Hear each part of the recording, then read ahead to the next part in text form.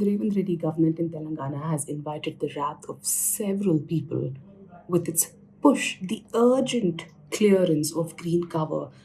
to auction off 400 acres of land in Hyderabad University, all while maintaining that the university does not own the land and the land belongs to Telangana government. Now, the contention is not even about land or who owns it. It is about whether there was this urgent need to clear off